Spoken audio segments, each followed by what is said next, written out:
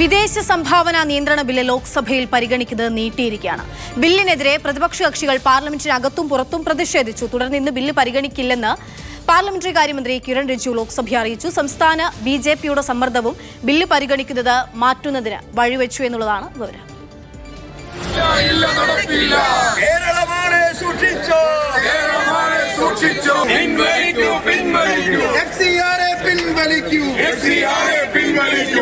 FCRA ബില്ലിനെതിരെ പ്രതിപക്ഷം ഒറ്റക്കെട്ടായാണ് ഇന്ന് പാർലമെന്റിൽ അണിനിരന്നത്.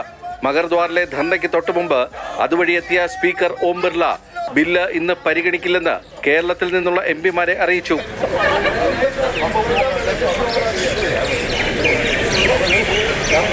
ലോക്സഭ ചേർന്ന ഉടൻ തന്നെ കേരളത്തിൽ നിന്നുള്ള എംപിമാർ സ്പീക്കറുടെ ഡയസിന് മുന്നിലെത്തി ബില്ല് പിൻവലിക്കണമെന്ന് അവർ ആവശ്യപ്പെട്ടു. തെരഞ്ഞെടുപ്പ് നടക്കുന്നതിനാൽ കേരളത്തിലെ കോൺഗ്രസും കമ്മ്യൂണിസ്റ്റും രാഷ്ട്രീയം കളിക്കുകയാണെന്ന് പാർലമെന്ററി കാര്യമന്ത്രി കിരൺ റിജിജു കുറ്റപ്പെടുത്തി.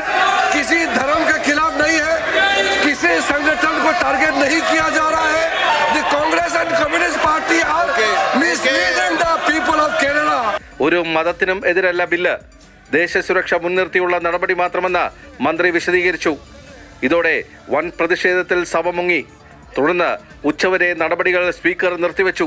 FCRA ബില്ല് സെലക്ട് കമ്മിറ്റിക്ക് വിടണമെന്ന് NK പ്രേമചന്ദ്രൻ ആവശ്യപ്പെട്ടു. മൈക്രോ ലെവൽ സ്ക്രൂട്ടനിക്കും വേണ്ടി വിശദമായ പരിശോധനയ്ക്ക് വിടാൻ ഗവൺമെന്റ് ഉദ്ദേശിക്കുന്നില്ല. മറിച്ച് കേരളത്തിൽ ഏപ്രിൽ മാസം 9 നടക്കുന്ന നിയമസഭാ തെരഞ്ഞെടുപ്പ് കഴിഞ്ഞതിന് ശേഷം പിന്നെ വരുന്ന പാർലമെന്റിന്റെ സെഷനിൽ, അടുത്ത വർഷകാല സെഷനിൽ, മൺസൂൺ സെഷനിൽ ബിൽ അവതരിപ്പിച്ച് പാസ്സാക്കാനായിരിക്കും ഗവൺമെന്റ് പരിശ്രമിക്കുന്നത്. ബില്ലിപ്പോൾ പാസ്സാക്കരുതെന്ന് സംസ്ഥാന BJPയും ആവശ്യപ്പെട്ടതായി അധ്യക്ഷൻ രാജീവ് ചന്ദ്രശേഖറും വ്യക്തമാക്കി. എല്ലാവരുടെയും ആശങ്ക നീക്കിയ ശേഷം പാസ്സാക്കും. എന്തെങ്കിലും ഒരു ആശങ്കയുണ്ടെങ്കിൽ അങ്ങനെ ഒരു ലെജിസ്ലേഷൻ ഈ സർക്കാർ പാസ് ചെയ്യില്ല. നരേന്ദ്രമോദിജി സർക്കാർ അതെല്ലാം ആ ആശങ്ക ക്ലാരിഫൈ ചെയ്തിട്ട് മാത്രമേ ആ ബില്ല് പാസ് ചെയ്യുള്ളൂ. നാളെ ബജറ്റ് സമ്മേളനം തീരാനിരിക്കെ ഉടനടി FCRA ബിൽ പരിഗണിക്കാനുള്ള സാധ്യതയില്ല.